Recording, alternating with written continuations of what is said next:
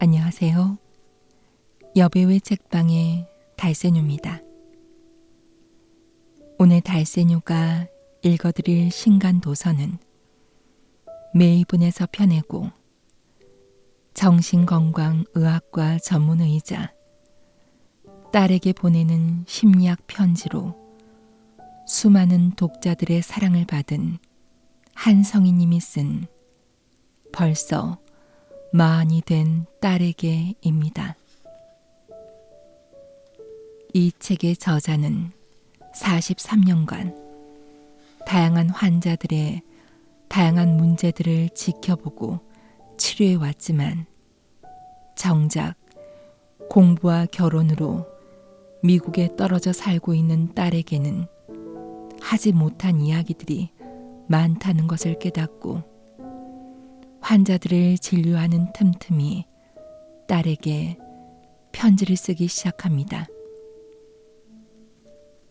자신의 눈에는 늘 어리게만 보였던 딸이 벌써 40살이 되었다는 것을 깨닫자 저자는 자신이 40에 겪었던 위기를 기억하고 딸에게 40의 흔들림 앞에서 너무 겁먹지 말라고, 40은 결코 늦은 나이가 아니라고, 이제야말로 진짜 원하는 삶을 향해 나아갈 시간이라고 얘기합니다.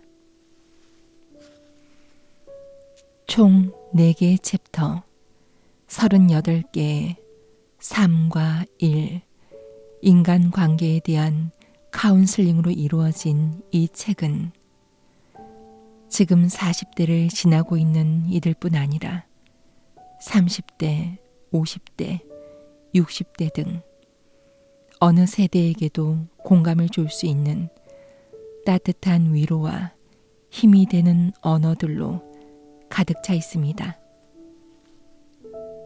저는 그중 저자가 딸에게 하고 싶은 마지막 말, 딸아, 세상의 말에 주눅들지 말고 그냥 내가 하고 싶은 걸 하며 살아가렴. 난 그런 너를 죽을 때까지 응원할 것이다. 이 문장이 가장 기억에 남습니다.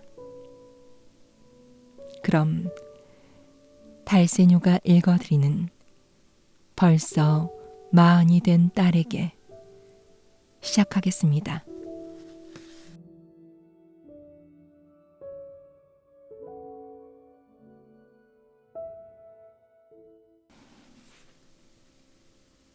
딸아, 이제 너와 통화를 할 때면 내가 예전처럼 시시콜콜 모든 걸 얘기하지 않음을 느낀다. 당연한 일이지. 우린 멀리 떨어져 살기에 속속들이 사정을 모르고 나이가 들어 난 나의 길을, 넌 너의 길을 가고 있으니까. 그래도 네가 나에게 쓸데없는 걱정을 끼치고 싶지 않아. 뭔가를 숨기는 것 같을 땐 왠지 마음이 무거워진다. 40의 삶이 얼마나 힘들고 불안하니. 내가 아는 어떤 사람은 20대의 불안이 추상적이고 모호한 것이었다면 40대의 불안은 매우 구체적이고 현실적이라고 하더구나. 그래서 40대는 불안해도 불안하다는 말조차 함부로 못하는 것이라고. 짊어진 게 많을수록 불안감도 커질 수밖에 없다.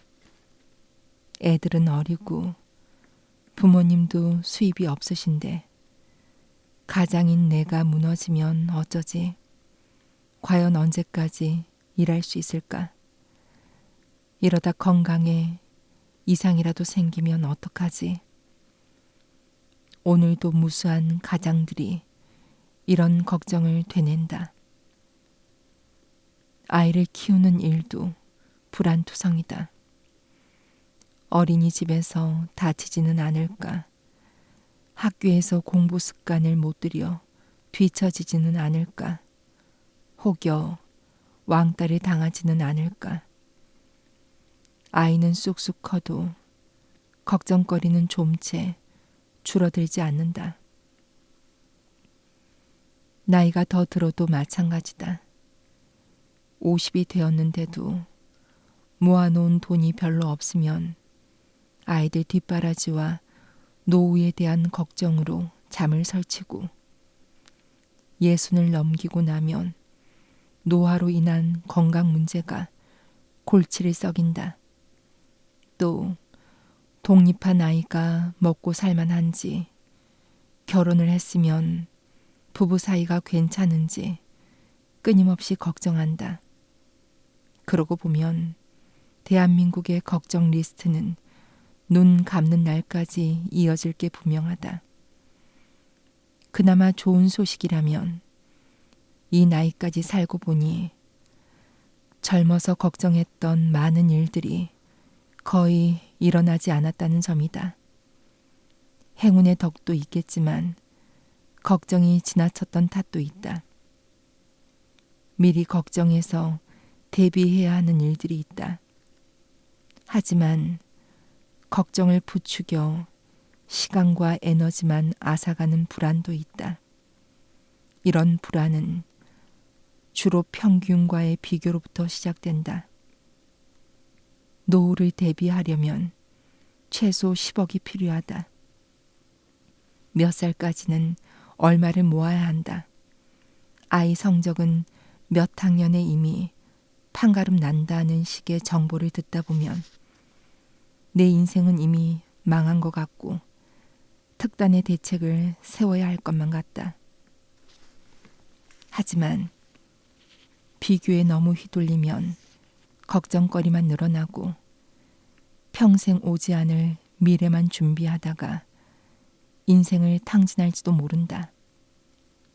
하고 싶은 일에 도전하지 못하고 불안에 이끌려 돌이킬 수 없는 실수를 저지르게 될 수도 있다. 우리 사회엔 뜬 소문에서 기인한 불안과 걱정이 너무 많다. 그래서 불안의 정체를 알고 그것을 다스릴 줄 아는 능력이 중요하다. 특히 짊어진 게 많은 40살일수록 불안을 잘 관리해야 한다. 그렇지 못하면 꾸역꾸역 살다가 나이 들어 하고 싶은 일은 하나도 못 해봤다라고 후회하기 십상이다. 나는 왜 자꾸 불안한 걸까? 생명을 가진 존재가 불안해하는 것은 당연하다. 먼 옛날 인류는 위험한 음식을 피하고 동물의 공격을 미리 감지해야 살아남을 수 있었다. 뭔가 안 좋은 일이 생길 것 같은 불쾌하고 모호한 기분이 들면 피하는 게 상책이었다. 불안은 생존에 도움을 주었고 지금도 우리는 불안 덕분에 많은 위험을 피하며 살아가고 있다. 어쩌면 살아가는 내내 몸 안의 장기처럼 불안을 달고 살아야 하는 게 인간의 숙명인지 모른다. 불안을 느끼는 순간 근육은 긴장하고 심장은 빨리 뛰고 머리는 어지럽다. 그래서 사람들은 기를 쓰고 불안에서 벗어나고자 한다.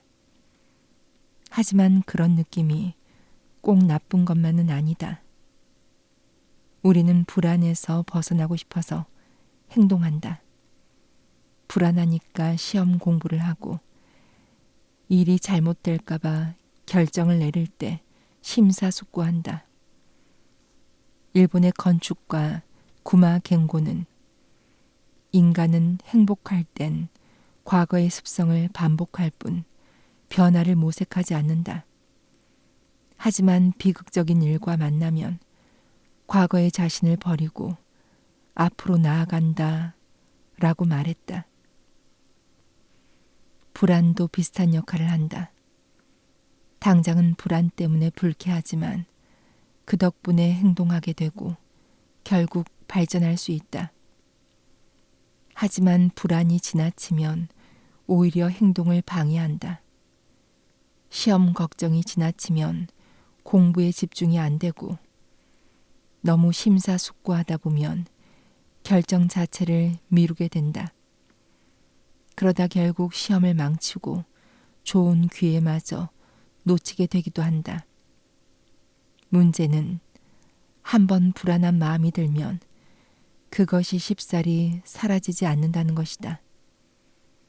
뭔가 잘못될 것 같은 느낌만 지속될 뿐 왜 그런지 그리고 어떻게 해야 하는지 도무지 알 수 없다. 막연하고 불쾌한 느낌을 피하고 싶지만 생각은 거듭되고 걱정은 꼬리에 꼬리를 물어 더욱 거대해진다.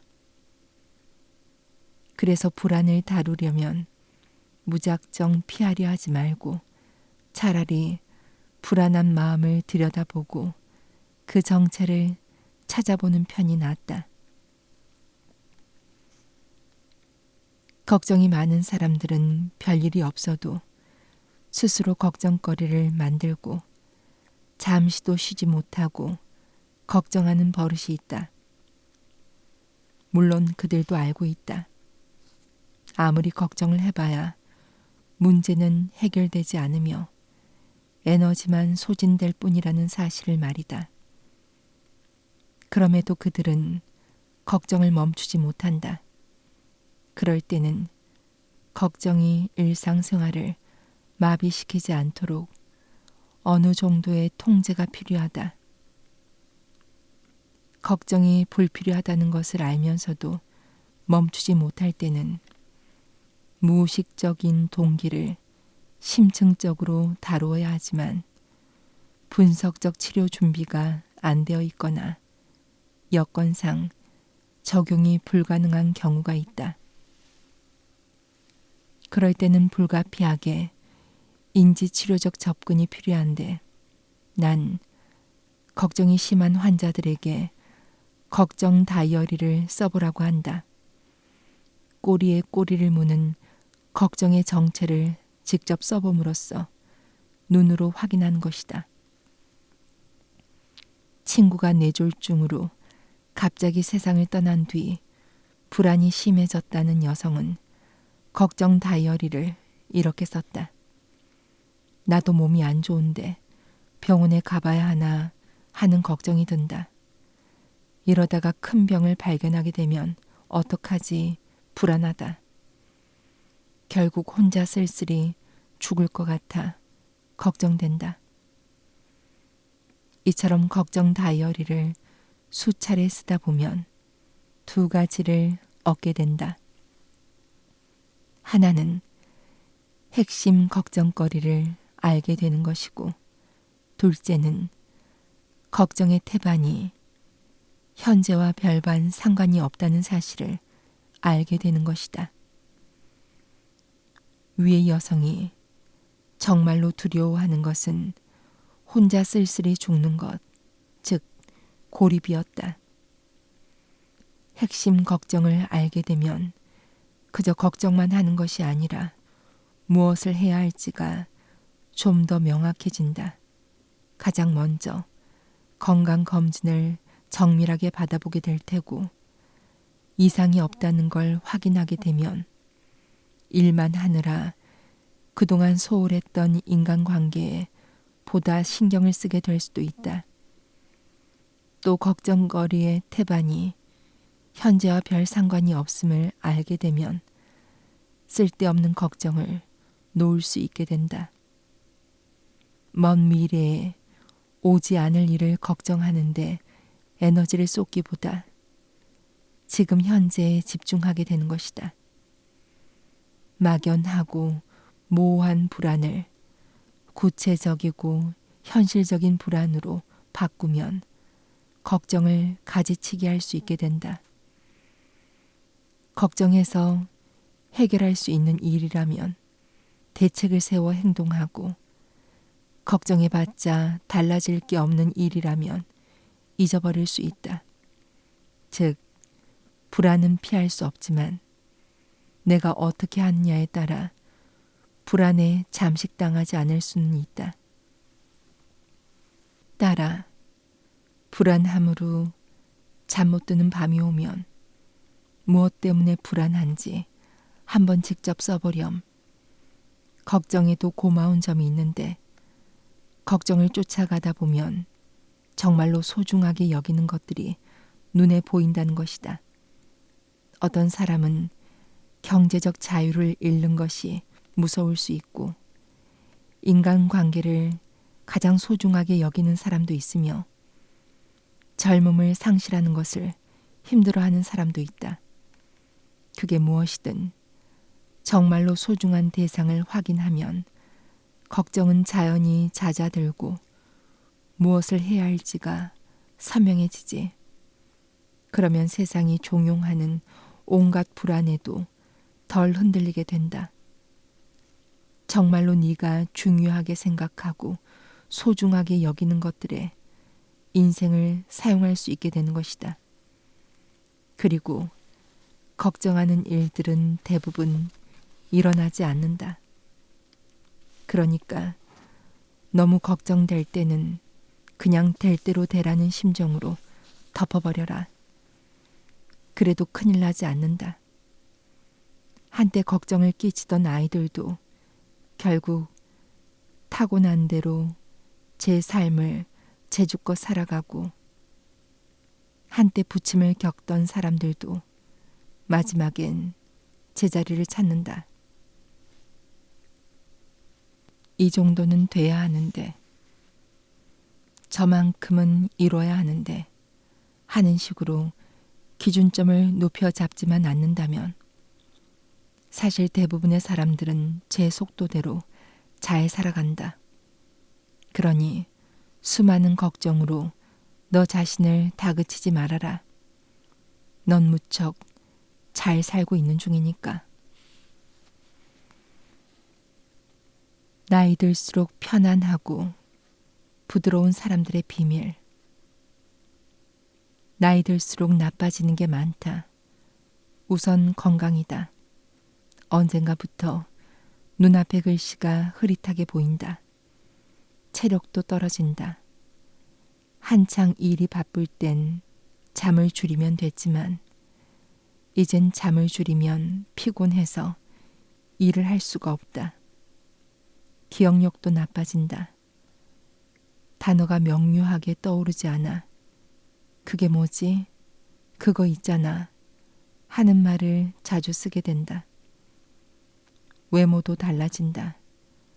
늘어나는 주름과 흰머리를 볼 때마다 내 나이를 실감하게 된다. 세월은 많은 것을 앗아간다. 젊은 날의 힘과 열정, 풋풋함과 아름다움을 거두어 간다. 나이 들면 피할 수 없는 자연의 법칙이다.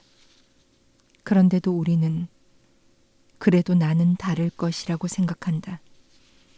하지만 결국은 나 또한 마찬가지라는 사실을 확인하게 될 뿐이다.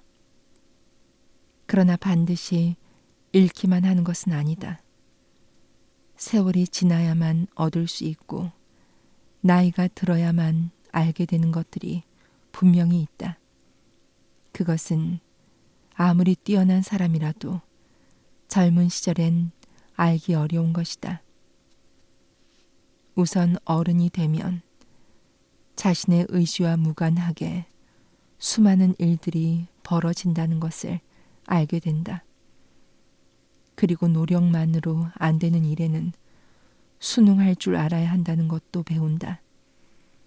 자신의 한계를 인정하고 때론 후퇴하지만 그것이 자신의 무능 때문이 아니라는 것도 알게 된다. 어른이 되면 어린 시절의 꿈이 한낱 꿈이었음을 자각하게 된다. 어렸을 적 꿈꿔온 인생 궤도와는 전혀 다른 자리에 와 있는 현실을 깨닫게 되지만 그럼에도 후회와 한탄에만 머물지 않는다. 현실이라는 틀 안에서 꿈을 재조정하고 최선을 다한다. 그렇게 꿈의 세계에서 내려와 현실에 발을 딛는다. 그러는 동안 마음의 공간과 탄력이 자라난다. 또 타인을 좀 더 너그럽게 대하게 된다.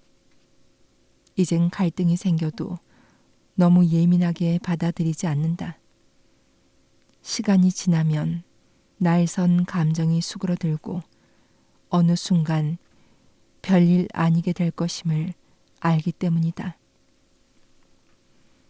그래서 갈등이 생기면 타협하고 조율하려고 노력하지만 잘 안 될 때는 깨끗이 포기할 줄도 알게 된다. 내가 그렇듯 다른 사람에게도 그만의 영역이 있고 그것을 존중해 주어야 함을 진심으로 이해하기 때문이다. 또 누군가가 나를 미워해도 크게 마음 쓰지 않는다.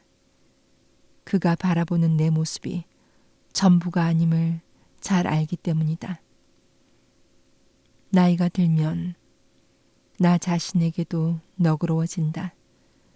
단점도 많고 한계도 가진 나이지만 그것을 있는 그대로 받아들일 수 있게 된다. 실패와 좌절도 생의 궤적으로 인정하면서 지금까지 열심히 살아온 나를 진심으로 칭찬할 수 있게 된다. 그 정도면 충분하다고 만족하게 되는 것이다. 나이가 들면 마음이 편안해지고 웃음이 많아진다. 인생은 결코 장밋빛이 아니다. 그럼에도 불구하고 살만하다. 이 세상에서 아주 잠시 살다 갈 뿐이지만 그래도 의식이 있는 존재로 태어나 많은 일을 만나고 많은 것을 볼 수 있는 특권을 누린 데에 감사하게 된다.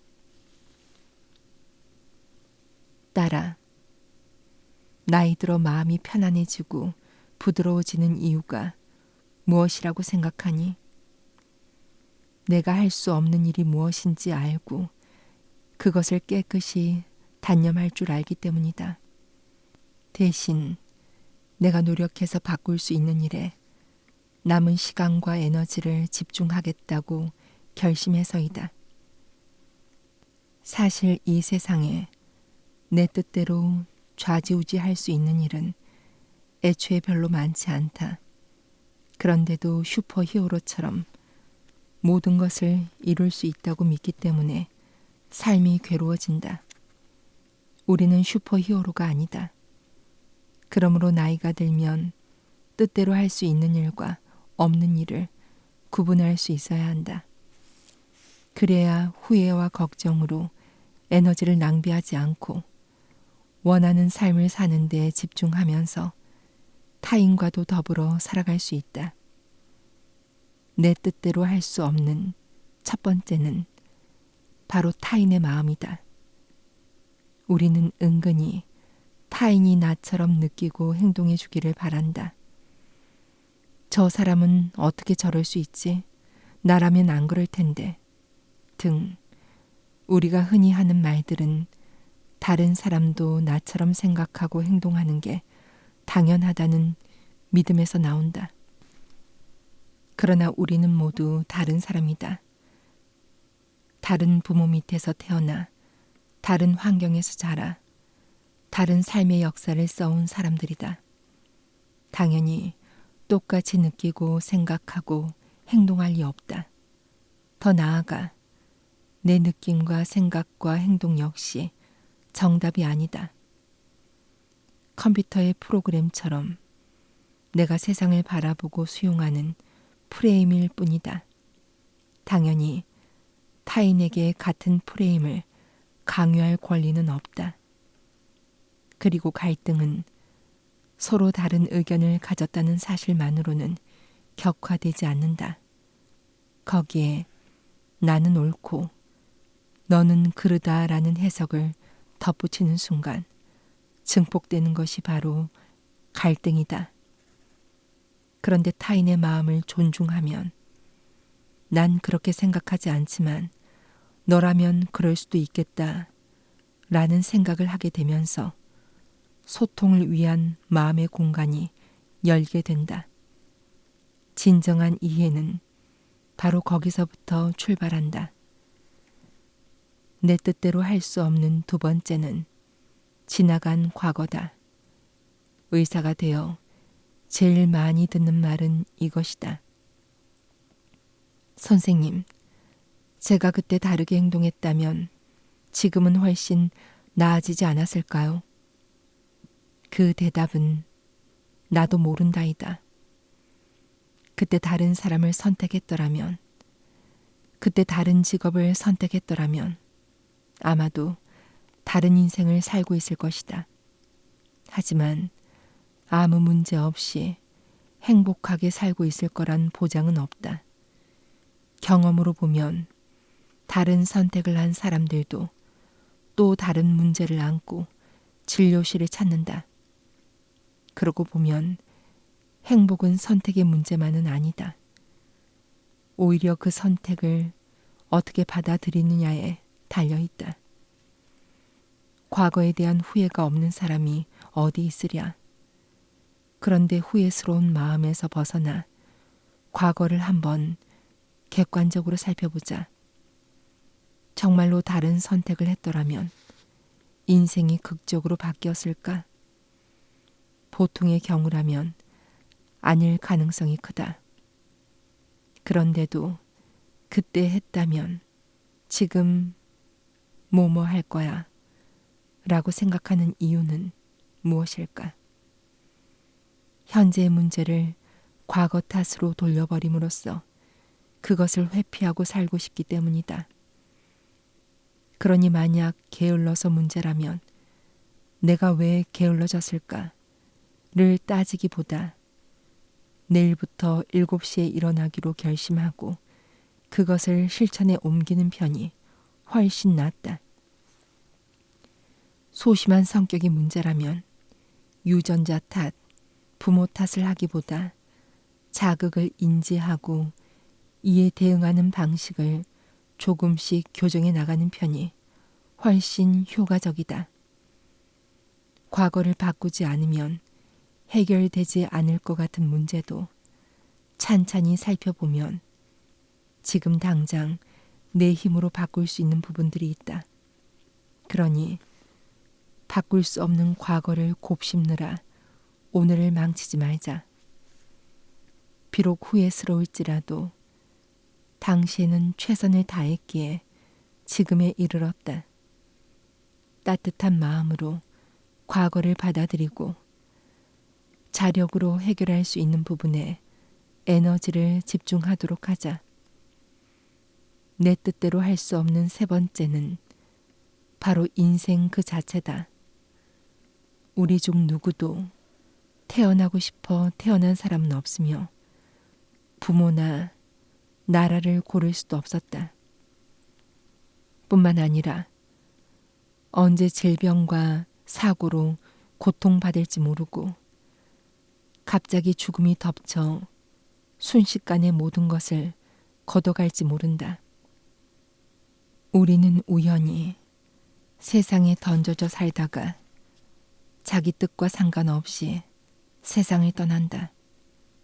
그러고 보면 인간은 참 무력하고 인생은 참 허망하다.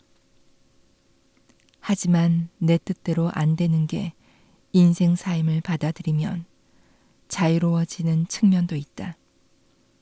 쓸데없는 걱정과 집착을 거두고 정말로 소중하고 중요한 일에 집중할 수 있게 된다. 돈, 명예, 권력은 달콤하고 중독적이다. 그러나 내일 당장 죽음이 찾아오더라도 그것들을 지키는데 혈안이 될까? 돈이 아무리 많아도 정작 내가 죽었을 때 장례식을 치러줄 사람 하나 없고 나의 죽음을 슬퍼해 줄 사람이 없다면 그게 무슨 소용일까? 그렇다면 내일 당장 죽더라도 끝내 지키고 싶은 가치와 태도는 뭘까?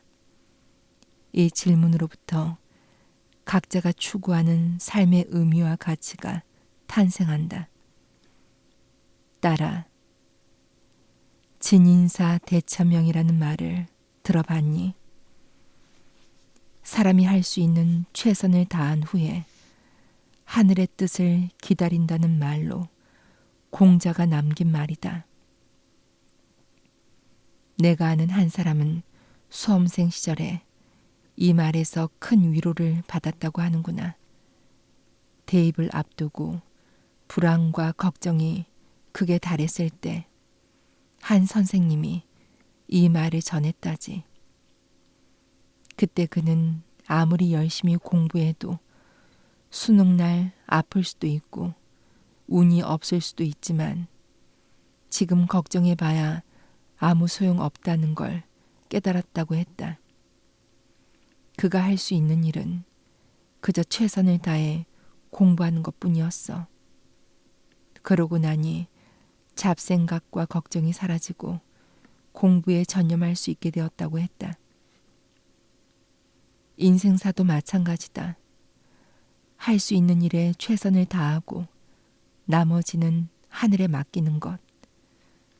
어쩔 수 없는 타인의 마음, 과거 일, 세상사에 대한 집착과 걱정을 거두고 지금 여기에서 해야 하는 일에 집중하는 것.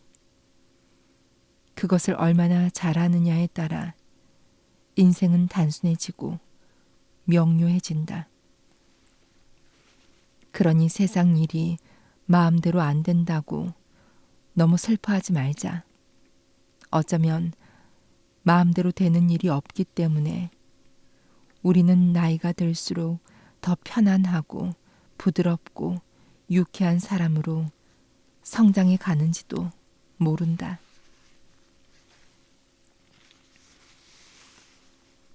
믿을 수 없겠지만 난 지금 내 나이가 참 좋다.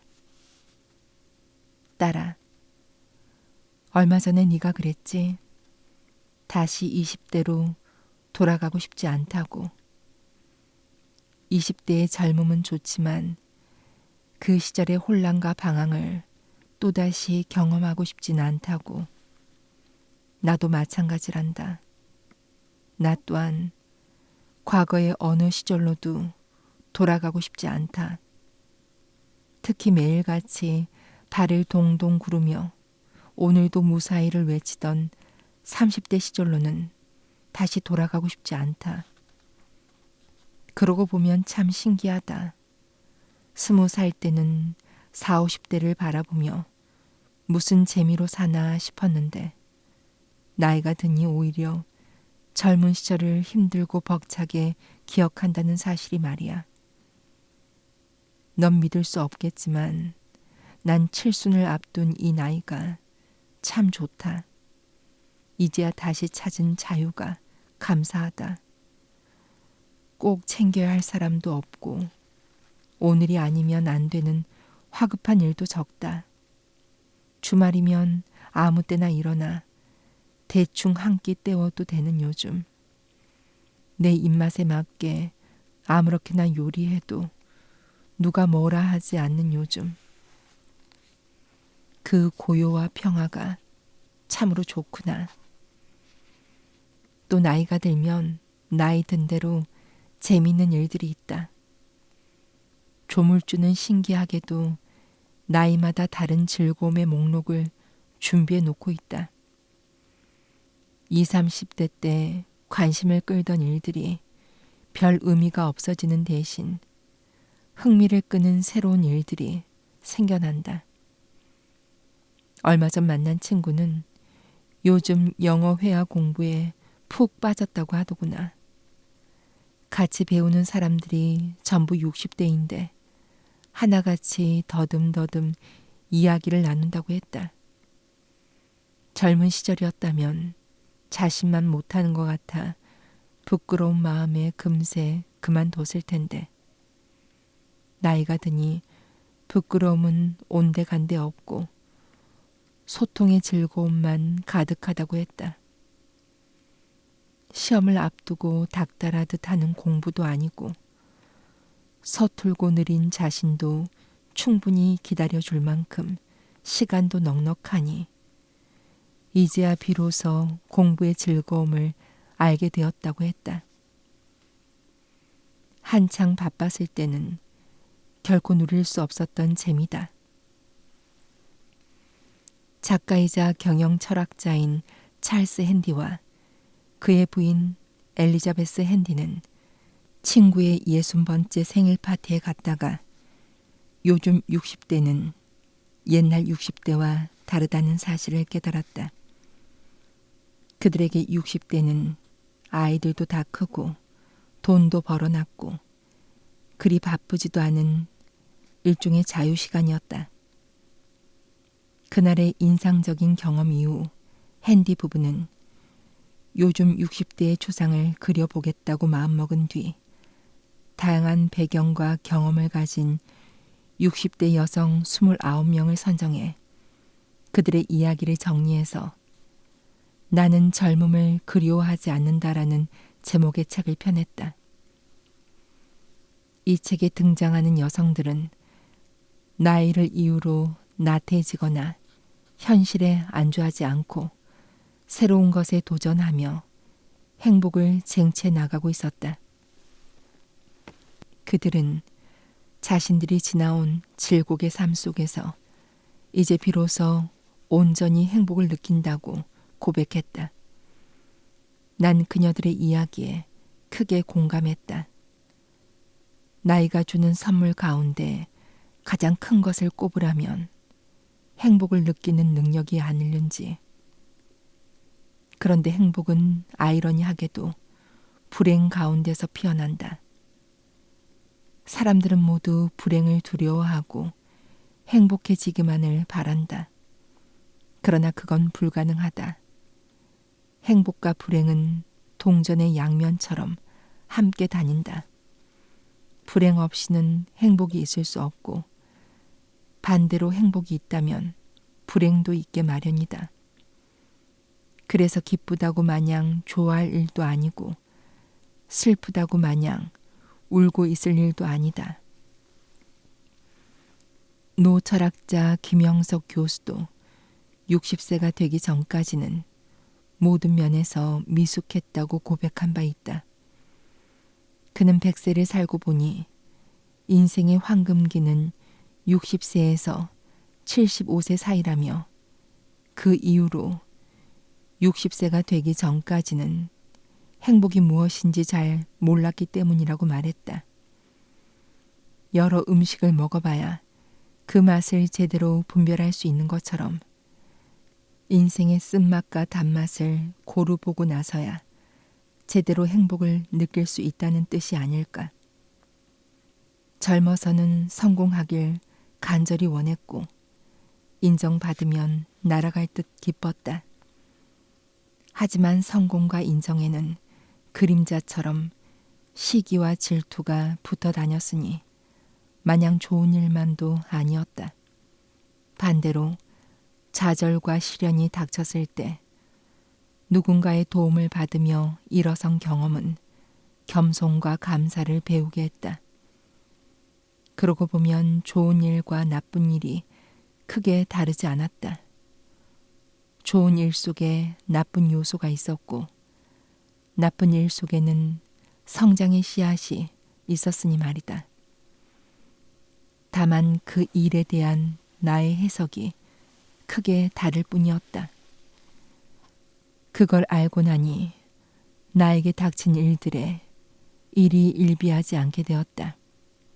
안 좋은 일이 생겼을 때는 버티다 보면 좋은 날이 올 것을 온전히 믿게 되었고 기쁜 일이 있으면 머지않아 나쁜 일도 오겠지만 그럴수록 그 순간의 행복을 온전히 만끽할 수 있게 되었다. 그러고 보면 온전한 행복은 나이가 들고 경험이 쌓여야만 느낄 수 있는 게 아닌가 싶구나. 나는 자유롭고 재미있고 행복을 느끼는 지금 이 나이가 참 좋다. 예순이 넘어서야 깨달은 인생의 진실. 나와 친분이 있는 한 작가는 어떤 도서관 홈페이지에서 창작 에세이 강좌가 열린다는 소식을 접하고 수강 신청을 했다. 강의 첫날 8명의 수강생들은 제각각 자기소개와 이 강좌를 듣게 된 이유에 대해 이야기하는 시간을 가졌다. 그녀는 2가지가 인상 깊었다고 했는데, 첫째, 수강생의 연령대가 모두 60대라는 점이었고, 둘째는 그들이 그냥 한번 드러나 보자가 아닌 간절한 마음으로 강의실에 앉아 있었다는 점이었다. 그들은 겉보기엔 순탄한 삶을 살아온 듯 보였다. 그러나 자기 소개를 들어보니 생각과는 완전히 달랐다. 누구에게나 어떻게 견뎌냈는지 모를 정도로 힘겨운 구간이 인생에 하나쯤은 다 있었던 것이다. 하루아침에 배우자를 잃었거나 한쪽 눈을 잃게 된 사연, 자녀를 먼저 보낸 부모의 한, 무모한 자신감에 시작한 사업이 망해 온 가족이 뿔뿔이 흩어져야만 했던 일 등등. 결국 수강생들의 고백을 요약하자면, 사람이라면 누구나 숨겨둔 아픔이 한 가지씩은 있으며 겉보기와 다르게 내적으로 완벽한 인생은 없다였다. 이것이 가감없이 바라보는 삶의 진짜 모습일지도 모른다. 완벽한 인생, 완전한 행복은 없다.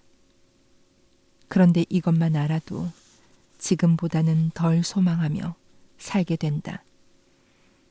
현재의 삶을 한 발짝 떨어져서 바라볼 수 있게 된다. 지금 이 삶도 나쁘지 않으며 지금보다 조금 여유롭고 자유롭게 사는 것도 괜찮다고 느끼게 된다. 여기서 인생의 아이러니가 발생한다. 덜 소망하면 더 오는 것. 이것이 또한 인생이기 때문이다. 세월이 우리에게 주는 선물. 젊은 시절에는 누구나 완벽한 인생, 완전한 행복을 꿈꾼다. 더 나아가 그것을 아주 당연하게 여긴다.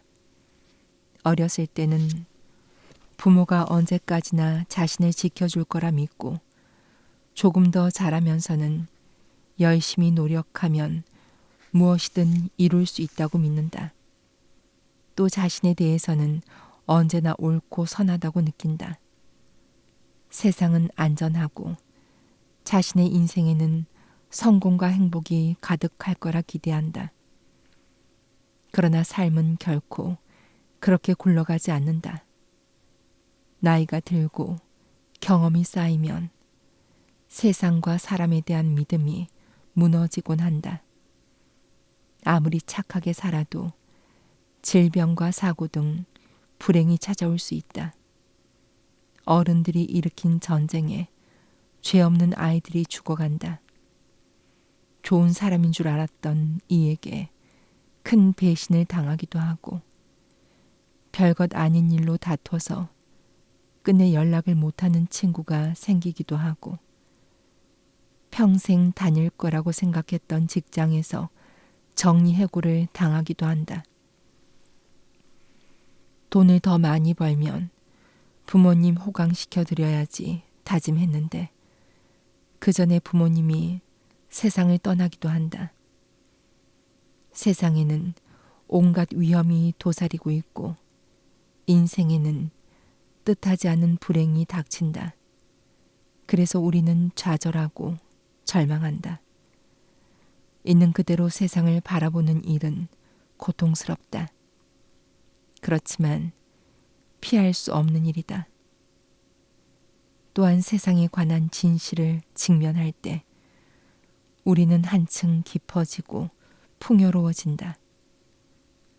세상은 비록 부조리하고 불합리하지만 그 사실을 부정하거나 억압하지 않고 받아들일 수 있게 된다. 자기 자신에 대해서도 선과 악, 좋은 면과 나쁜 면이 공존하는 복잡한 존재라고 인정하게 된다. 그럼에도 불구하고 자신을 받아들여준 세상과 타인에게 감사의 마음을 느끼게 된다. 또 방황하는 사람들을 보면서도 과거에 자신이 저질렀던 어리석은 잘못을 떠올리며 연민의 감정을 갖게 된다. 어려운 세상살이를 이제까지 잘 헤쳐온 스스로에 대해서도 대견한 마음이 든다. 그렇게 우리는 어른이 되어간다. 분명 세월은 우리에게 선물을 준다. 젊어서는 그것이 행복을 쟁취할 기회라고 생각했다.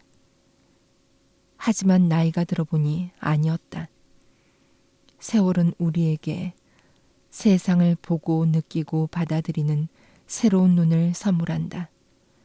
여러 경험을 통해 세상을 있는 그대로 받아들이고 온전히 자기를 수용하는 능력을 키워준다. 고쳐야 할 건 세상과 인생에 대한 잘못된 믿음이었을 뿐 살아온 족적이 아님을 알게 해주는 것이다. 딸아, 그래서 나는 지금 내 나이가 정말 좋구나. 왜 지나온 삶에 후회가 없겠니?